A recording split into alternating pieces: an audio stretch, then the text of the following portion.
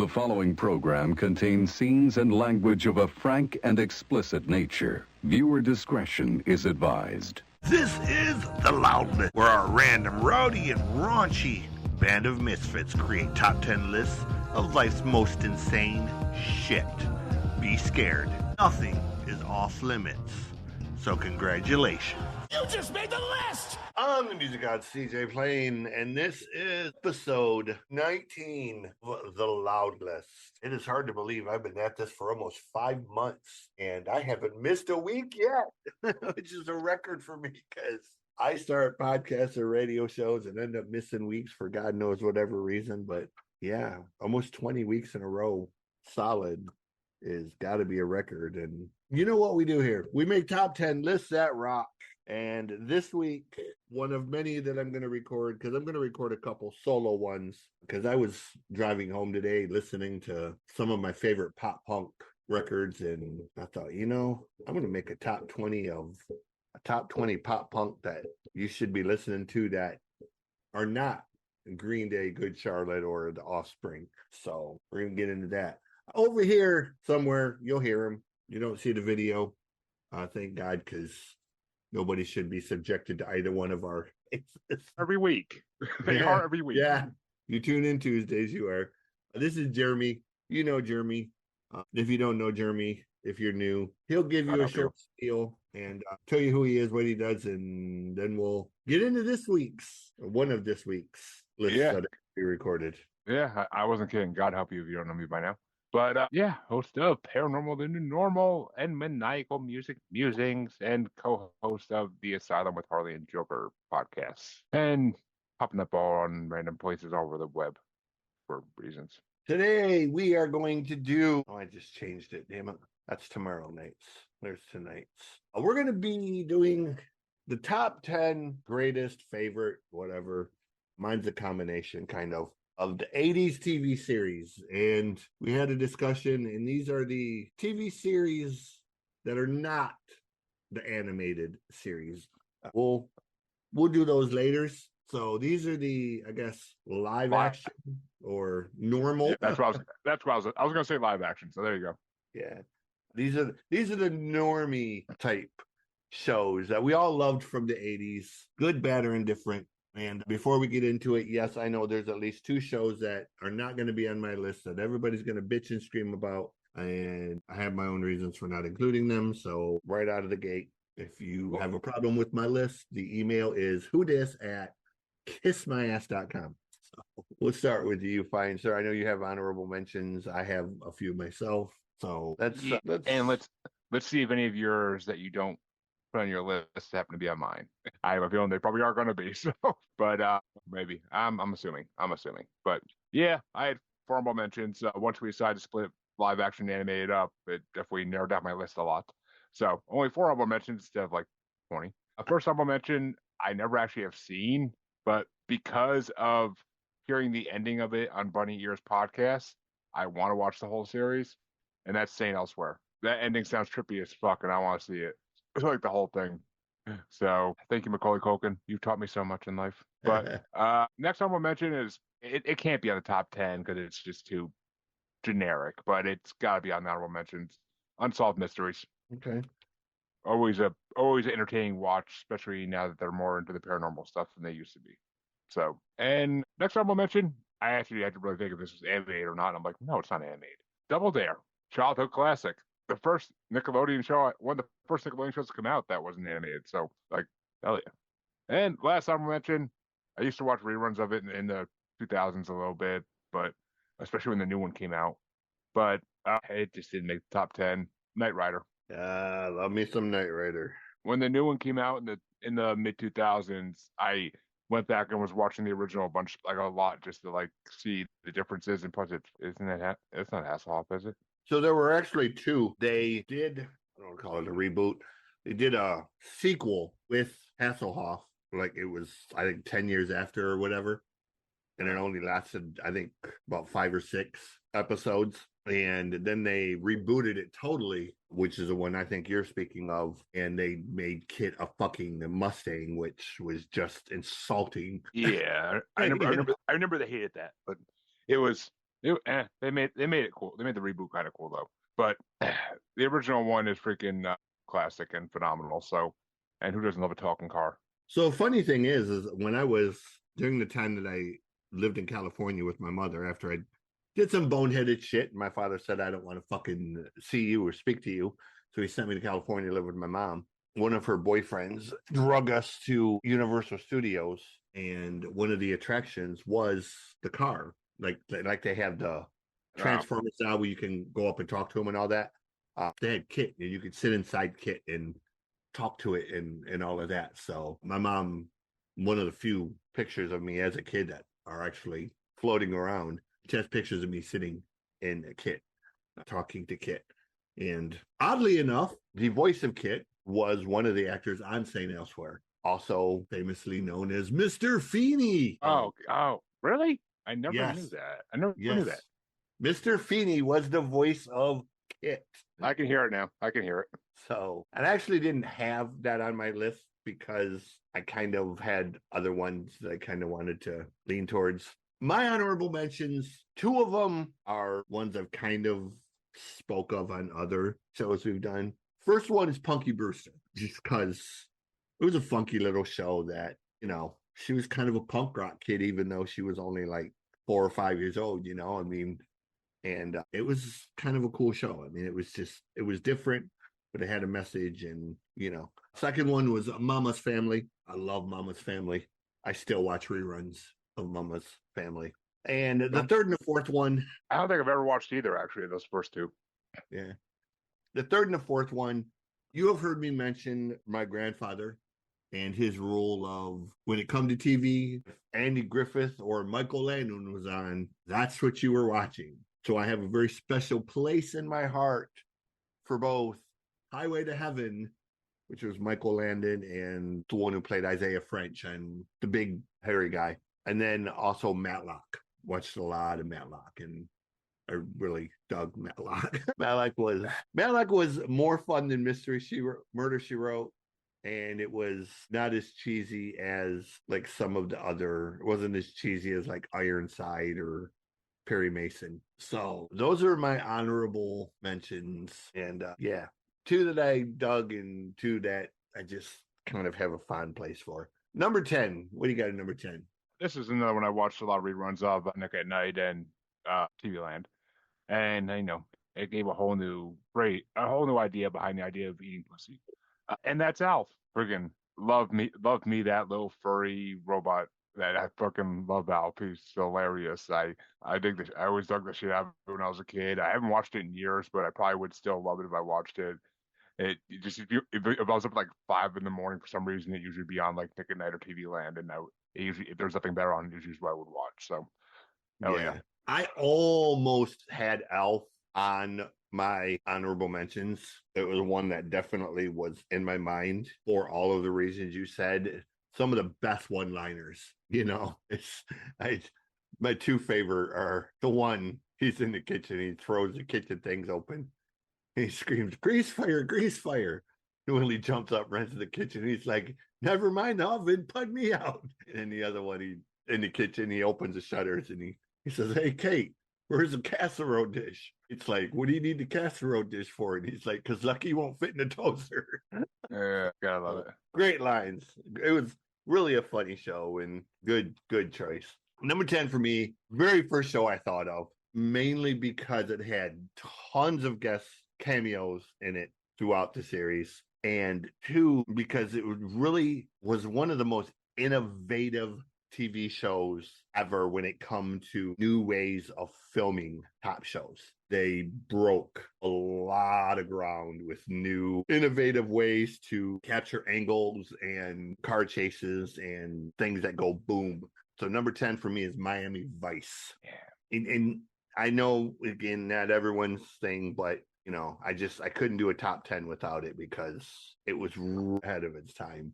You gotta understand, my introduction to Miami Vice was the movie. Yeah. And my cousin and I literally walked out halfway through because you couldn't see what was going on in the movie. You couldn't hear what the fuck they were saying, even in the movie. Like they had the audio so low for the voices that all you could hear was the freaking stupid background music. And it's just like, we're like, all right, let's get out of here. This is so stupid. That was kind of the reaction I had to the Aragon movie. I had pure disappointment to that movie, but I Yeah. I love the series, but I want them to do it right. Yeah, I was gonna say I'm a massive fan of the books, and Oh, they're after amazing. after reading the first two books and then going to see the movie, by about 35 minutes into the movie, I was ready to fight everybody in the movie theater. And to this day, it is the only movie I've ever demanded my money back. I enjoyed the movie just because it actually got a chance to be a movie. They've Yeah. been talking about doing a TV show for freaking 20 years and it hasn't happened. So my Well, hopes are I think kinda, during the process of it, he finally got control of it again, and he wants to do it in the vein of like Game of Thrones and Lord of the Rings. So, which is the way exactly. it needs to be done that fucking way. It's the best way to do it. So number 9, what do you got at number 9? Some people are gonna be pissed because this is so far down my list, but it just is a matter of it was the show I watched the least out of all these other amazing 80s shows. So I mean, it is where it is. If we're doing a 2010 show thing, then its later version might be a little higher. But number 9 is Roseanne. I watched a couple episodes here and there when I was a kid and never really was enthralled by it at the time. Probably I didn't get half the jokes, but it never thrilled me. So I never, unless there was nothing else I wanted to watch on TV, I never really watched it. But then when they did the return of it, like I started watching because it was a big thing and to see all those actors and actresses again, and I freaking fell in love with that. And then the Connors after her stupid shit. But So I did not add Roseanne to my list strictly based on the fact that yes, while it did start in 1988, 7 of the 9 years were actually in the 90s. So to me, Roseanne is more of a 90s series than an 80s series.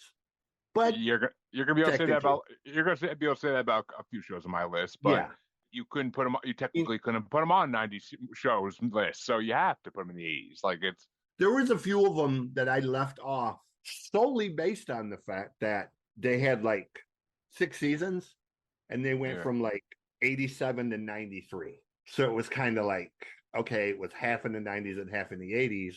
It just was kind of like, okay, you're out of luck. Pick a decade. But I agree with Roseanne. I mean, technically, you're not wrong. Didn't fit my own criteria. Number 9 for me, I know people will bitch that I have this one so high up on the list. But the other ones I have were just better. And again, I watched them more, like you said. The number 9 for me was Cheers. I watched a lot of reruns of Cheers, but I never really watched Cheers as a show while it was on. So, it's really on my list more out of respect for what it is and what it was at the time than actually liking it or having watched it. So, yeah, on there. I'll get to that in a bit. Number 8. Yeah. All right. From this point on, these are all shows I watched. Well, okay, not yet. They're not all shows I watched constantly as a younger kid, but the next one won't be at least. But this one, I did watch reruns of like crazy when I was a kid, and I enjoyed the hell out of it. And there's some mixed opinions on nowadays because of people on it. And R.I.P. to one of the guys, but Cosby Show. I freaking loved watching the Huxtables. Any of the shows Bill Cosby did back that I would watch reruns of, but the Cosby Show is always the best one. Yeah. Cosby Show I left off my list strictly based on that. So I think it's another cruelty of the world that you got a show with a convicted rapist, a woman who is well known for abusing her assistants, one that became a drug addict, one of the daughters whose life has just been a total shit show her entire life. One became a porn star, and then you had the good one of the bunch, and he's the only one that seems to have passed away at this point.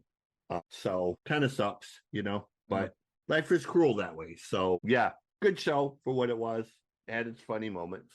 It wasn't one I really watched, mainly because it was on at the same time as Highway to Heaven. We were just out of luck, Made me always want to eat fudgesicles when I was a kid. Number 8 for me is one that I watched religiously during its initial run, and I watched religiously its reboot from a few years ago. I honestly didn't think they'd be able to pull it off, but he had already pulled off 2 other major reboots of famous series before this, so he did it a third time. It's Magnum PI. I like the original Magnum. I watched the reboot, yeah. I like the original one. When he did the Hawaii 501, that one was really good. And then he come out and he said, well, we're going to reboot MacGyver. And I was like, ooh, that's a hard pull, man. Like, you're messing with canon, dude. And it was really good. Oh, I love the freaking reboot of MacGyver. It was such a good show. He did it perfectly. Yeah. And then he come after that and he's like, we're going to reboot Magnum. And I was like, oh shit. And and then he announced, well, Magnum is going to be Jay Hernandez. And I was like, wait, you make Magnum a Hispanic guy? What are you doing? But then he turned around, man, and he made Higgins the female, and she was so badass in it. Like she won me over almost immediately. And the fact that they still had the dogs with the same names, they still had the same estate. They kept the Tiger's cap, they kept the helicopter, they kept the red Ferraris. He had all of the right perfect touches for nostalgia while still recasting it in a way. The fact that he brought like Kanekoma over from Hawaii 5 or from Hawaii 5-0, kind of a perfect touch. Because he's a brilliant actor too. I'm so sad that he died. Yeah, I remember that. So it was really I have a lot of respect for Peter Lenoff because he took 3 TV shows that were, pretty much canon for that era, and he just did them in a really great way. So yeah, Magnum PI. That was my long-winded answer. Number 8. Number 7. All right, this is a show I didn't get into my 20s, but I loved it ever since, and I've seen multiple. I've never seen all of it because it's impossible most, but I've seen most of it, a lot of them at least. That's Mystery Science Theater 3000, and I honestly thought it was the 90s. I thought it started in the 90s. When I saw it started in like 86, I was like, oh shit, okay, we're definitely putting that on the list because that's provided me with countless hours of fun watching robots make fun of horrible horror movies.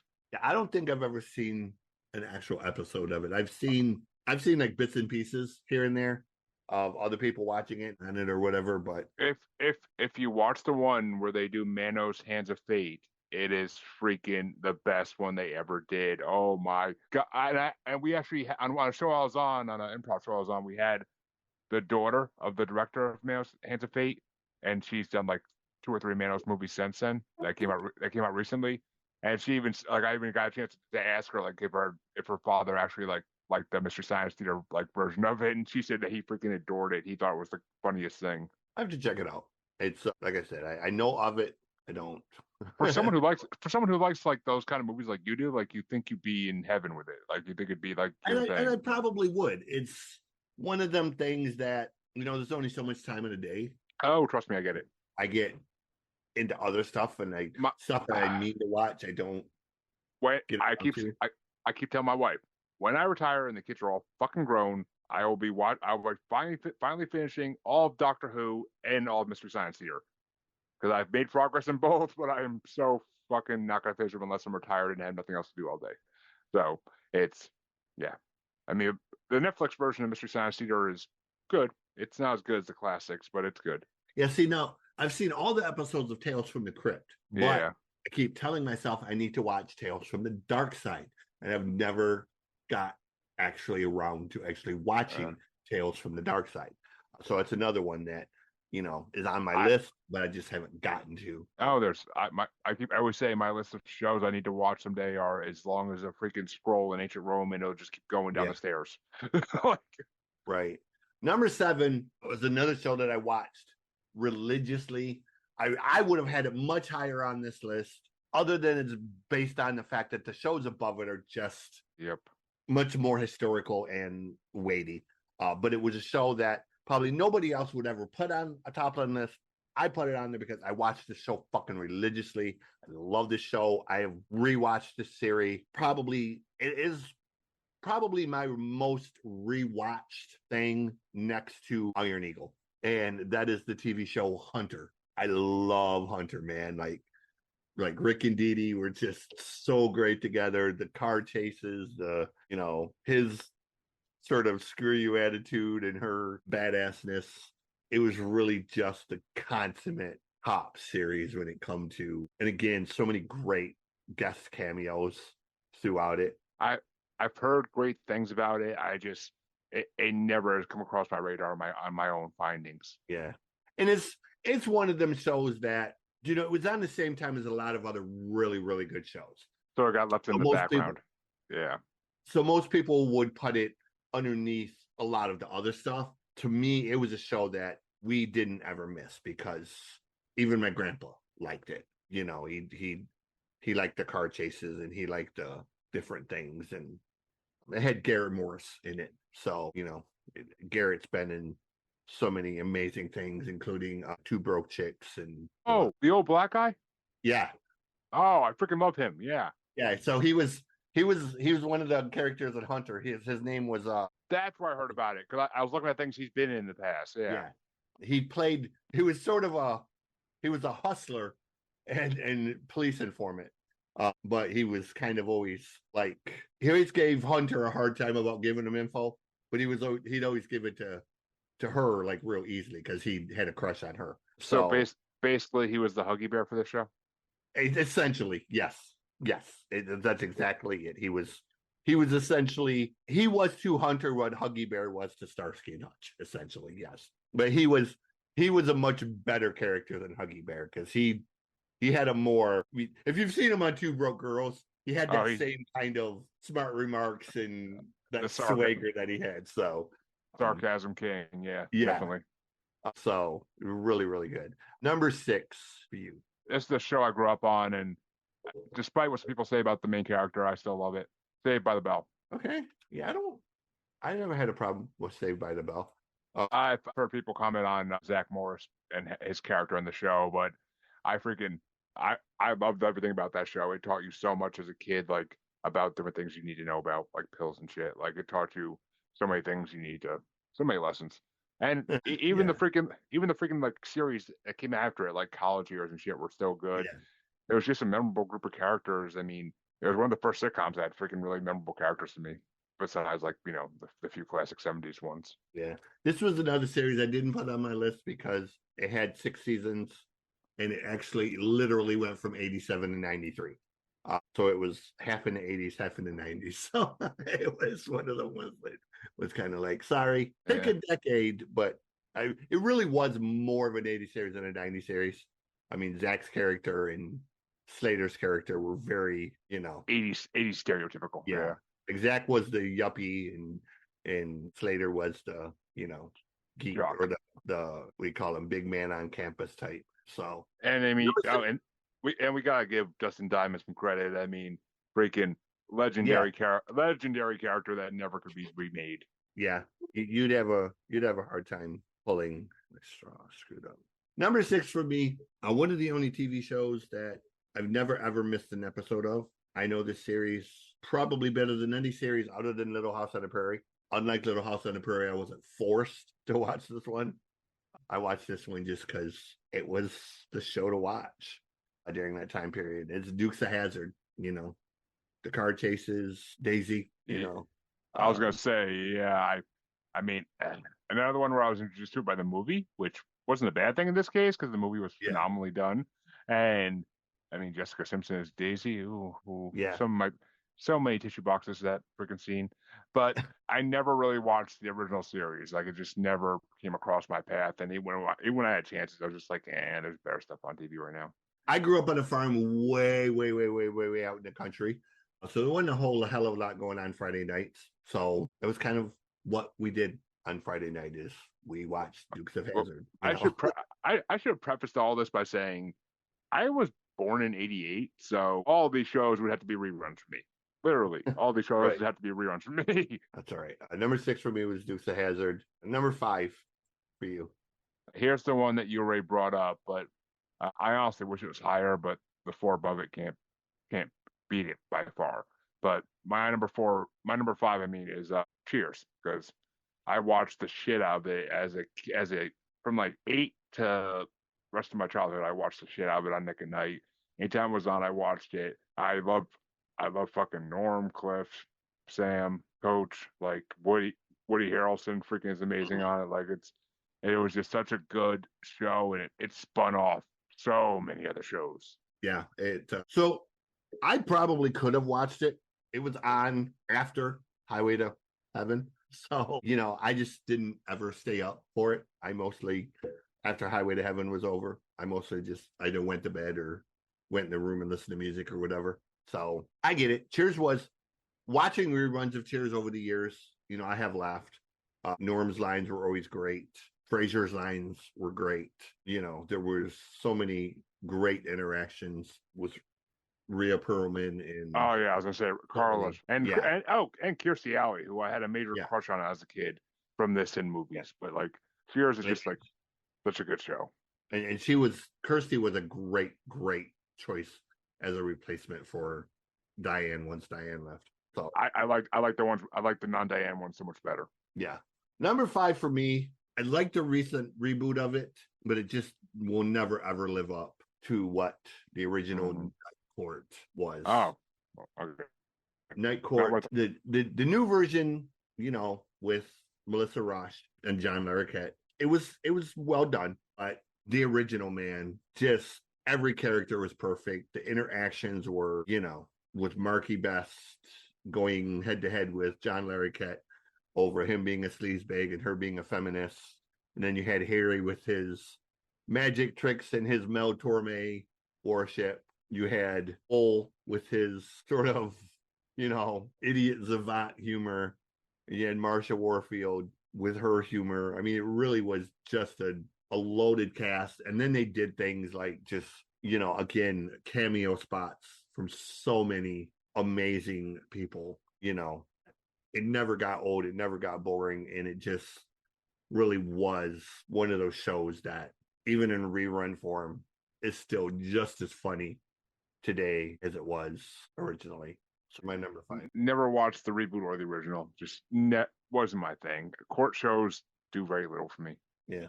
Number 4. Yeah, okay. This is another one you're gonna give me shit on because it's technically a little bit more of a 90s show, but it started in the 80s, so by my criteria, I can't put it on a 90s list, so I had to put it on this list. And it is one of the best sitcoms ever made. The main character is a legend amongst himself, and no one could ever play him better, and no one could ever beat him. And that's Married with Children. Let's not even get started on Christina Applegate, and let's just say more tissue boxes for that show. But it was just a classic show. I still got finished watching all of it. I started on Netflix years ago and just never finished, but I got to start over again, but it's been so long. But it's such a good show, and when the dog starts talking, it gets even better. So I did not add Married with Children to mine because 8 of the 11 seasons were in the 90s. To me, it is the consummate. And if we were doing a 90s TV series right now, it probably would be number 1 on my list. I watched this show religiously. I watched it multiple times. A TV show that really, almost in a Simpsons type manner, was so far ahead of its time with storylines. Yep. There were gags in Married with Children that I don't even think the producers realized when they wrote it would literally be like prophetic later on. Uh-huh. The one where Al tries to win the radio contest to carry the torch and he's disqualified. So he has Griff doing it, and a guy comes to the store and Marcy is in there and she tries to interject, and the DJ goes, "Aren't you Bruce Jenner?" And it was like, that was literally like 8 years before, the Bruce Caitlin thing. And it was like, there were a lot of other things. Like I noticed rewatching it the last couple of times, that shit that Al said to Kelly or shit that Al said to other people really dealt with like the gay issues, what you would call trans now, but at the time was just what they used to call it, just cross-dressing or whatever. So, there were a lot of issues addressed in Married with Children that were way ahead. Oh God, yeah. Al Bundy's one-liners to Marcy were just so ahead of everything else out there in TV world. Like, his one-liners to everybody, man, were.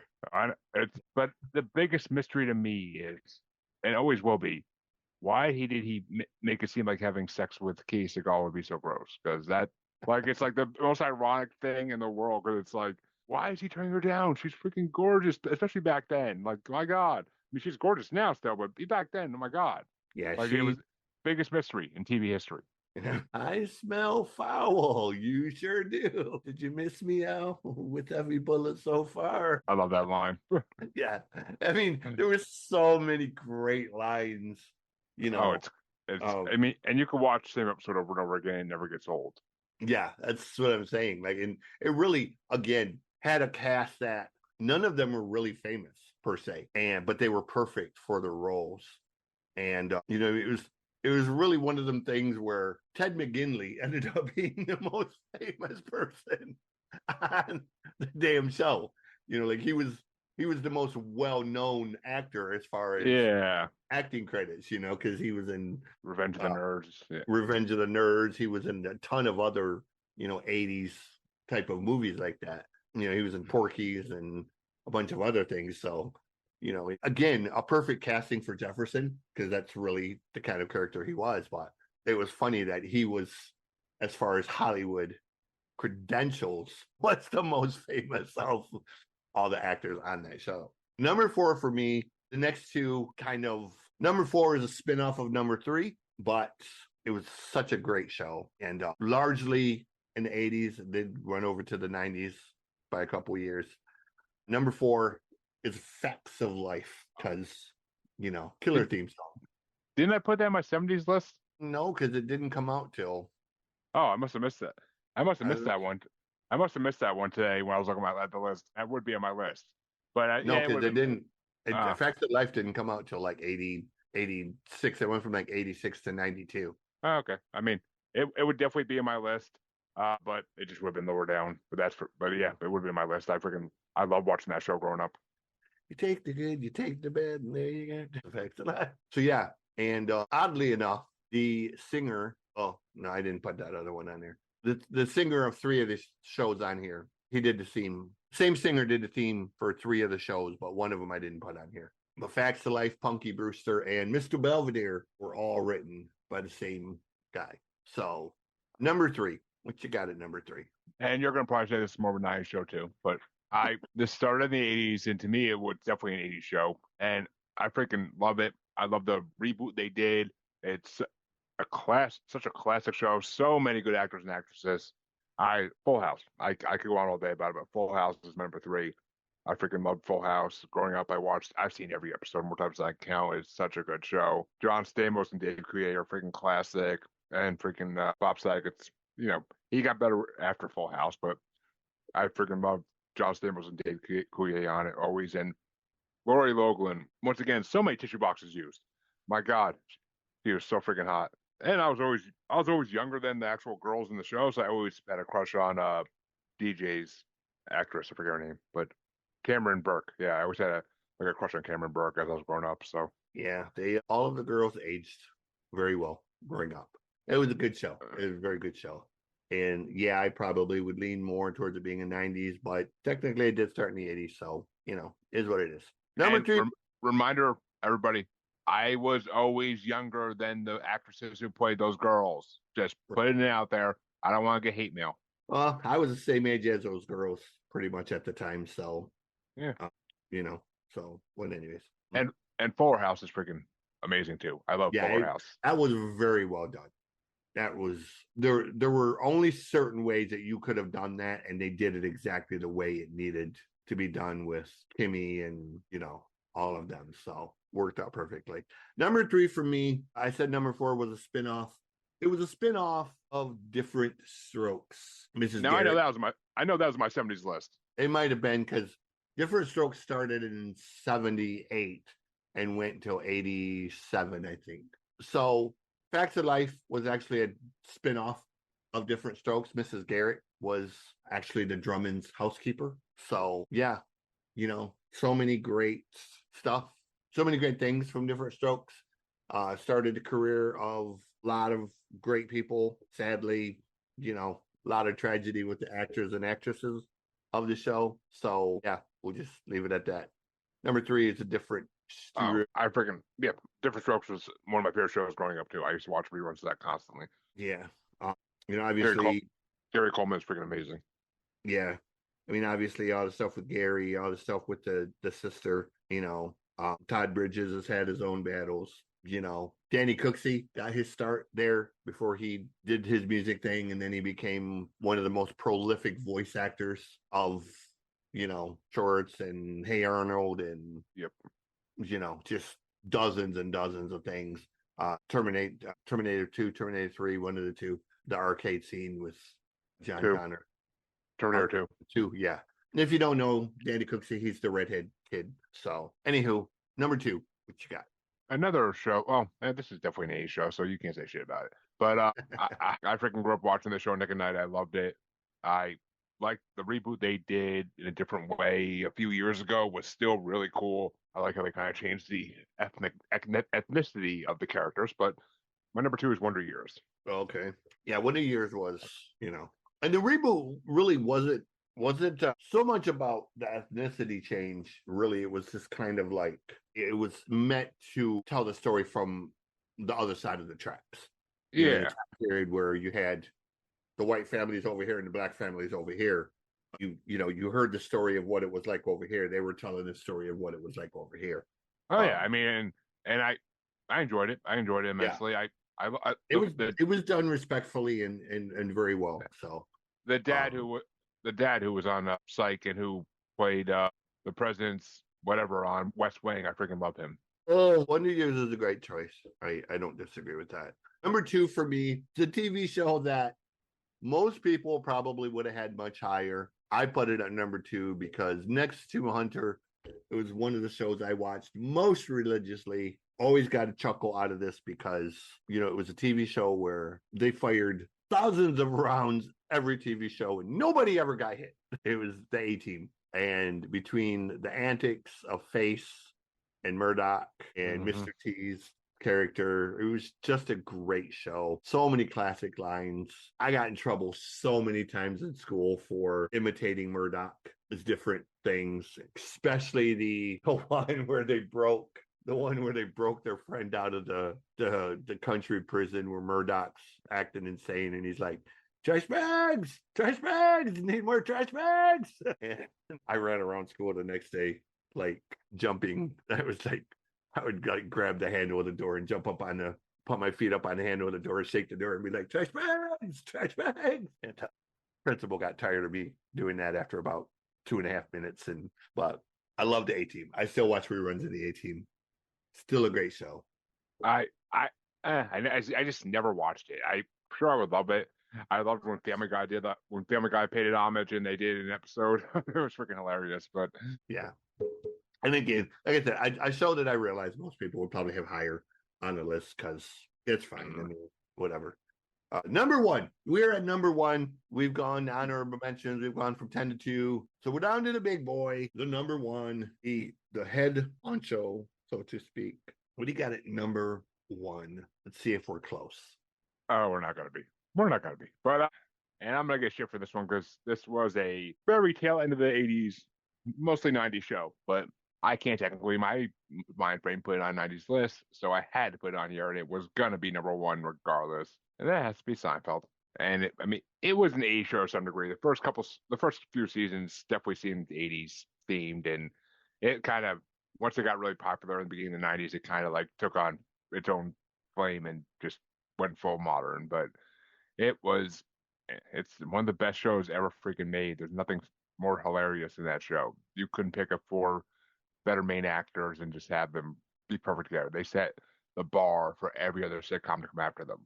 Okay. With that statement in mind, I will give you Seinfeld, but I will raise you 4 actors who were better, funnier, more endearing, who I think of all the TV shows I watched, none of them made me laugh the way thank you for being a friend. Nah.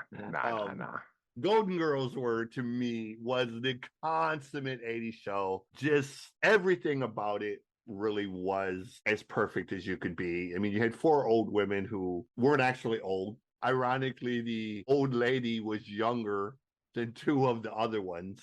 that she played. So to me, it was a perfect combination of, you had Betty White's Rose character, who was the dumb one, who just always had the sort of dumb remark. You had Blanche, who, would always set the joke. And then you had, I can't think of her name, but, the tall one who, she's perfect. Whether she was on Maude, whether she was on Soap, she played characters all her life that were just she's the one from Grandma's Boy, right?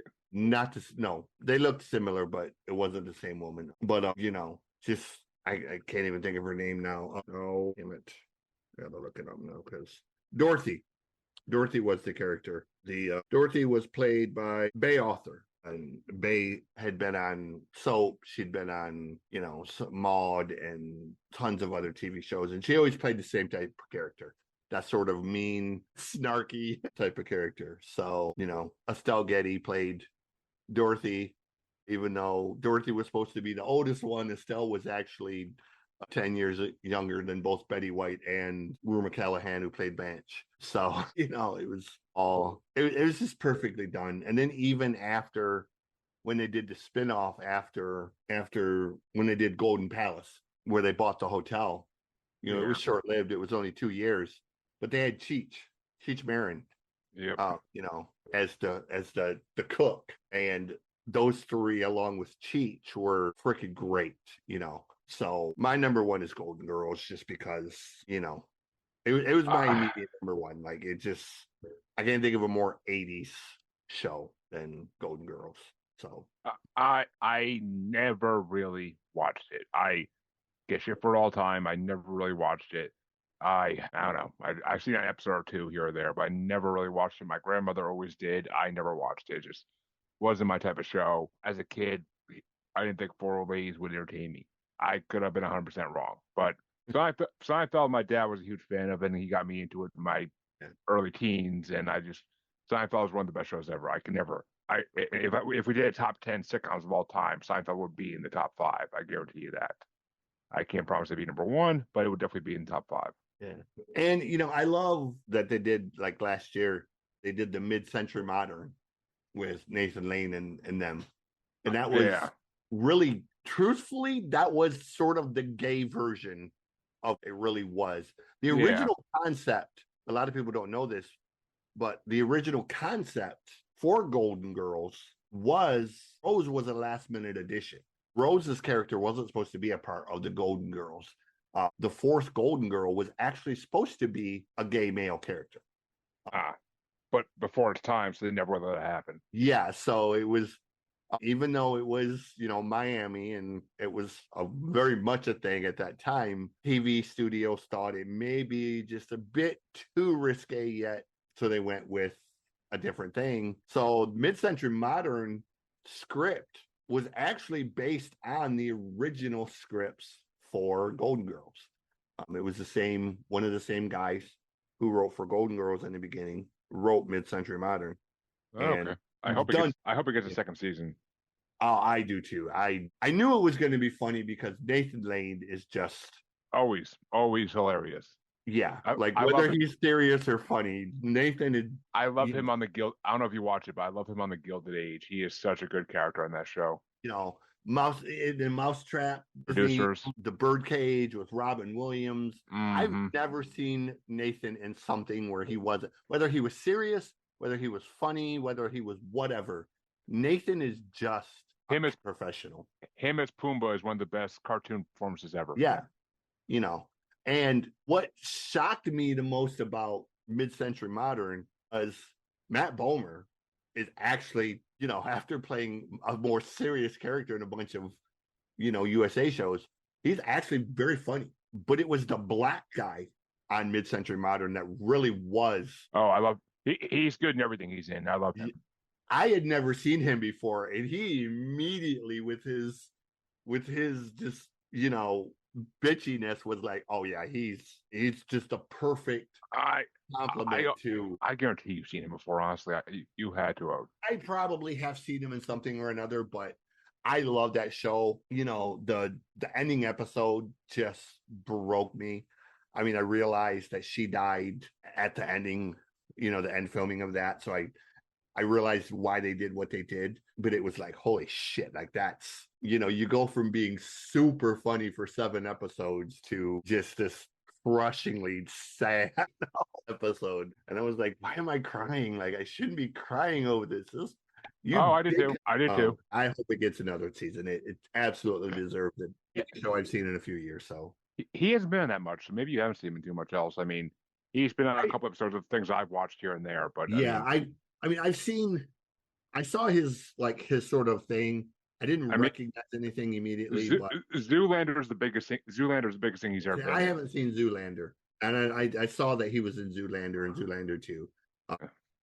So I hadn't seen that, so that was the main why I didn't know him. But knowing what Zoolander is, I can absolutely imagine he's probably fucking hilarious in it. If I remember right, he is. I haven't seen Zoolander in a minute. Yeah. But anyways, that is the top 10 greatest favorite, whatever, 80s TV series. We will be back at some point later this week or early next week. We'll have more. We're going to flesh it out. I'm going to have the couple that I'm going to record. So over the next few weeks, you're going to get a wide variety of stuff. And as always, Tuesdays, you can catch us with, what is it again? Magical Musings. Yeah, I let him do it because I would have screwed it up. I get to play co-host to this guy and having a great time doing it because we've had some really incredible music on there recently and I enjoy. And what we have on tomorrow made me go back and it made me think of a couple other things that I had to go back and revisit. And I thought, these are going to be on future shows if they haven't already been used, and rediscovered a couple favorites from back in the day. So with that said, be well, treat each other with kindness. Remember that music heals.